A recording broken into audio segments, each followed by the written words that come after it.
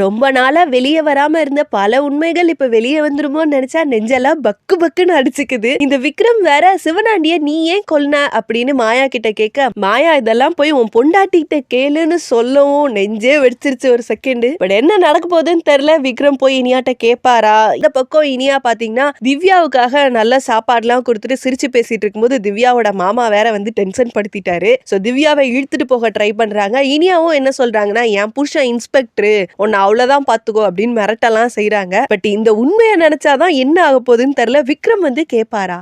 உண்மை சொல்லுடி. உனக்கு உண்மை தெரியணும்னா போய் இனியாவை கூட்டிட்டு வா. இனியாவுக்கும் இவளுக்கு என்ன சம்பந்தம்? உனக்கு செலவே இல்லாம ஓசியில விசுவாசமா வேலை செய்யறவ வேணும். என் ஹஸ்பண்ட் இன்ஸ்பெக்டர். நீங்க இந்த மாதிரி பிரச்சனை பண்ணீங்கன்னா நான் அவர்கிட்ட சொல்லி உங்களை அரெஸ்ட் பண்ண வைப்பேன். பகல் கனவு பலிக்கும்னு சொல்லுவாங்களே, இந்த அமுதா வேற நட்டனோட வீட்டுல உட்கார்ந்து பொம்பளை பிள்ளைய கொஞ்சற மாதிரில கனவு கண்டிருக்கு. இதை கேட்ட நல்ல சிவம், எனக்கு ஆம்பளை பேரன் வேணும்னு நான் நினைச்சிட்டு இருக்கேன், நீ என்ன பொம்பளை பிள்ளை பிறக்கணும்னு கனவு கண்டுட்டு இருக்க அப்படின்னு கோவமா கேட்டுட்டு இருக்காரு. பட் இனியாவுக்கு ரெட்டை குழந்தையா பிறந்தா சூப்பரா இருக்கும்னு எல்லாரும் ஆசைப்படுறாங்க.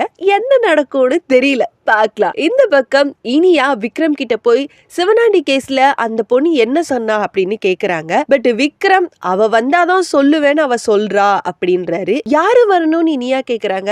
நீ தான் அப்படிங்கிறாரு. இதை கேட்டு இனியா பயங்கர ஷாக் ஆகுறாங்க. என்ன நடக்க போகுதுன்னே தெரியல. விக்ரம் கிட்ட இனியா உண்மையை சொல்ல போறாங்களா? மாயா இனியாவை பத்தி என்ன சொல்ல போறாங்க? நல்ல கணவன உன் பேத்தி அப்படியே அச்சல் உன்ன மாதிரியே எலுமிச்சம்பழ கலர்னு. எனக்கு பேரன் தான் பிறக்க போறான் நம்பிக்கையா இருக்கேன். பேத்திய கொஞ்ச நேங்கற.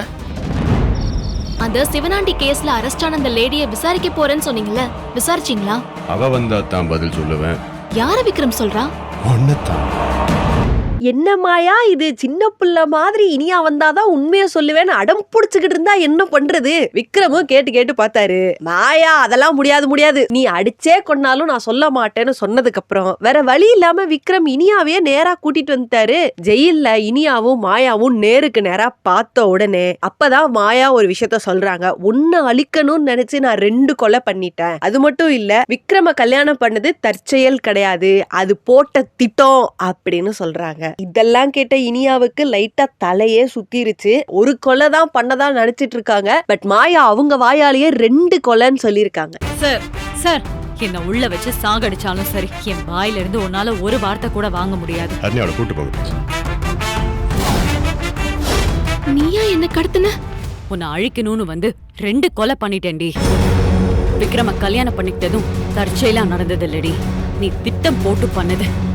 இந்த குமுதாவுக்கு மூளையில எங்கேயோ ஒரு அடியில சந்தேகம் வந்துருச்சு. அதனால நல்ல சிவத்தை போய் பிரெயின் வாஷ் பண்ணி யாழினிய ஹாஸ்பிட்டலுக்கு கூட்டிட்டு போறாங்க. வீட்டுக்கு வந்த கௌரி யாழினி இல்லன்னு சொல்லி போன்ல கேட்கவும் நல்ல சிவம், நான் போய் நல்ல சத்து மாத்திரையா வாங்கி கொடுத்துட்டு வரேன் அப்படின்னு சொல்றாரு. இத கேட்ட கௌரி செம ஷாக் ஆகி உடனே இனியாவுக்கு கால் பண்ணி ரொம்ப பதட்டமா சொல்றாங்க. இனியா போய் காப்பாத்துவாங்களா? எனக்கு தெரிஞ்ச ஹாஸ்பிட்டலுக்கு கூட்டு போய் உன்னை செக்அப் பண்ணிட்டு வரலாம்னு முடிவு பண்ணிருக்கேன்.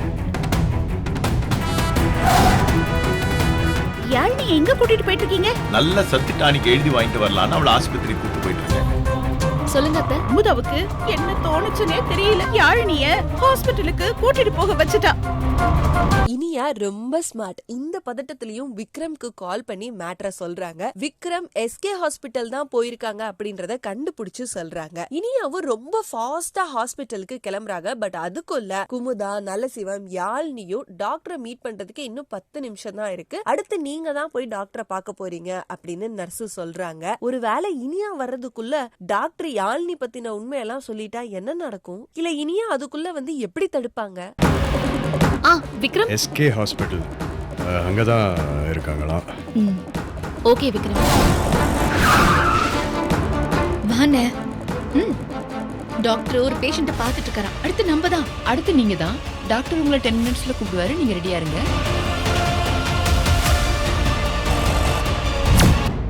Saregama TV shows Tamil YouTube சேனல்ல லைக் பண்ணுங்க, கமெண்ட் பண்ணுங்க, ஷேர் பண்ணுங்க, சப்ஸ்கிரைப் பண்ணுங்க.